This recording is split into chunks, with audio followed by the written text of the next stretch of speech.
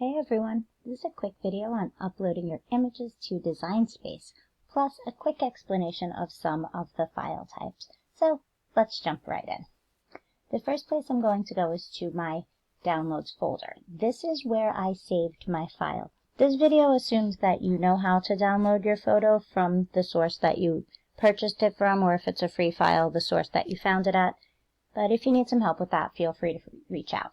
But if you have your file already downloaded, you'll see this one here from Design Bundles. It's called Cuter Than a Christmas Cookie, and it is a .zip file with a zipper on the folder.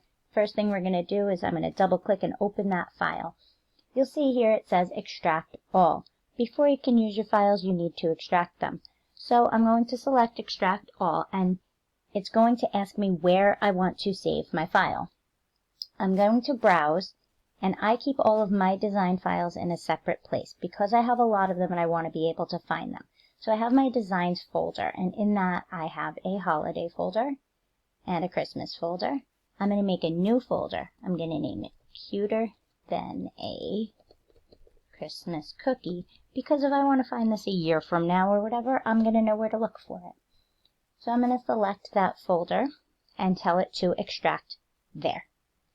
After a moment, a folder will pop up and you'll see that it doesn't say Extract All anymore and the files are here. So we can just close that and go to Design Space. Here we're going to select Upload. You see I have it uploaded here already, but I'm going to go through the whole process. So you select Upload, you select Browse. You don't want to open the zip file here. You want to go to wherever you extracted to. So I'm going to go back to my Design folder. And in there, I'm going to go to my holiday folder, my Christmas folder. I know it's a lot, but I have a lot of files to sort there. And I'm going to open up Cuter Than a Christmas Cookie, and there's my file. Inside, you're going to see many files, one being this PDF.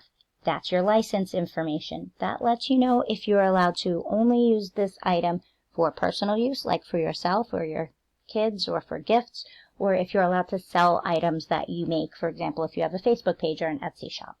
Your license information will be there. This is just a shortcut bringing us back to Design Bundles where we got our file from. First file type you see is an SVG file. This is a scalable vector graphic. Scalable means that you can resize it from something very small, like a business card size, all the way up to like a billboard, and you should never lose quality. It's made of lines and paths, and it's not made out of pixels, so you can resize it freely. Vector is just telling you that it's made of lines and paths and not pixels.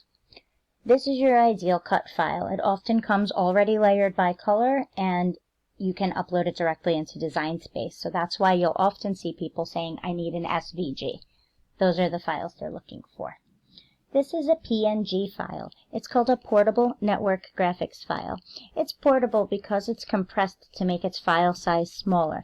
They use lossless compression, which means you have a smaller file, but you don't lose quality. This is really great if you have a picture of an item, and I'm going to show you a picture of an item a little later in the video. Something that wouldn't really cut well because the colors are kind of blended together, so you want to print it and then cut it. That's where a PNG comes into play. A lot of people like them on Design Space because PNG supports a completely transparent background. So when you do print your file, you will not have a square behind it. Next is a JPEG, which most of you are probably familiar with.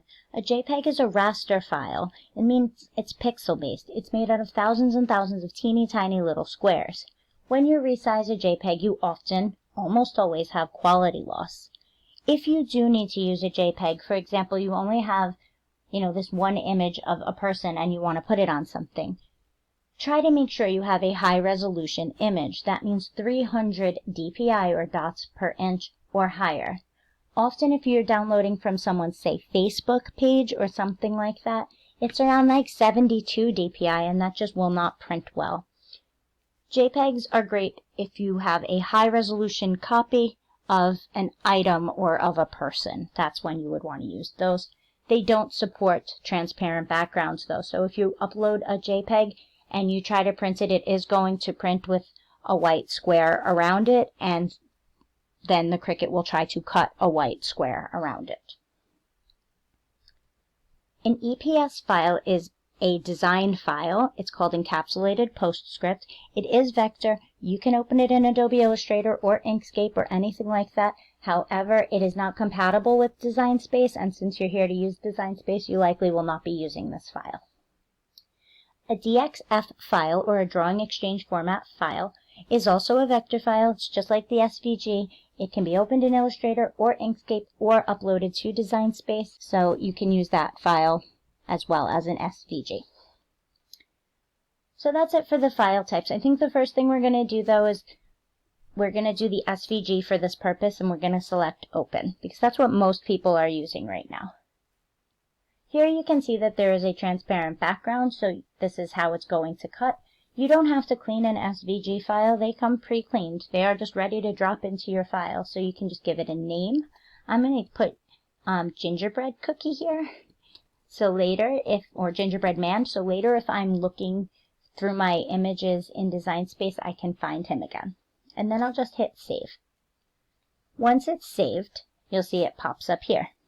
You select it and insert image onto your canvas. Once it's on your canvas, you're going to see that the image is broken into layers by color. So you have your black layer, your green layer, your red layer, and your brown layer. You have 4 different layers, and that's how it will cut when you go to make it. It will cut on 4 different mats, and then you can layer your pieces together. We're going to upload one more file. It's going to be this donut file, so we're going to go back to Upload. And remember, we were talking about that PNG file. So this was a standalone file that was not in a zip folder. So I just downloaded one single PNG file. So I'm going to select that and I'm going to hit Open. As you can see, this donut would not cut very well in vinyl. The colors are very blendy, there are gradients, there's a lot happening here. If you actually picked simple, it would ruin your donut. Your image would look terrible. Same with moderately complex. This is a complex image. It has details. It has blended colors. There's not a lot of contrast between, the different colors here. Here we don't have a background, so that's not an issue, but you can see that the colors are blended. So we want to make sure that it's going to print appropriately. We pick the complex option, and then we hit Continue. There's no cleaning to do in this area because we already don't have a background, and we're not trying to cut anything out of this, so you can just go ahead and continue.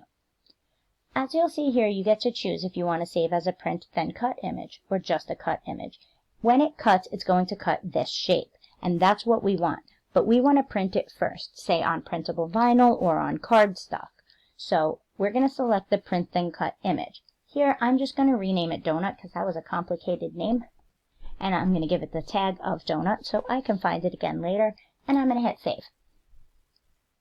It could take a minute or two for the object to save, depending on how Design Space is feeling that day.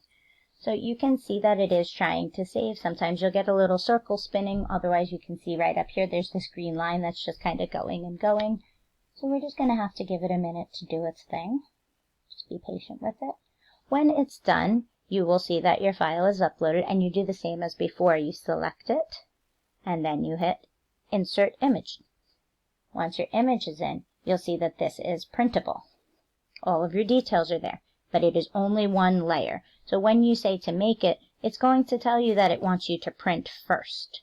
So you'll put it here, and you see it has this black box around it. That's how it's going to gauge where to cut later.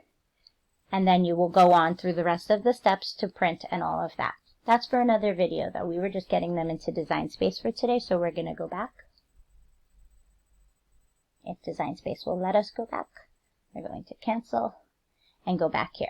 So as you can see, your SVG has your multi-layer cutting file and your different colors, and your PNG is great for your print and cut, so you can get all those donutty details and you can totally put them on a t-shirt or whatever you want to use. That's all for this video, but I'll see you all soon. Bye!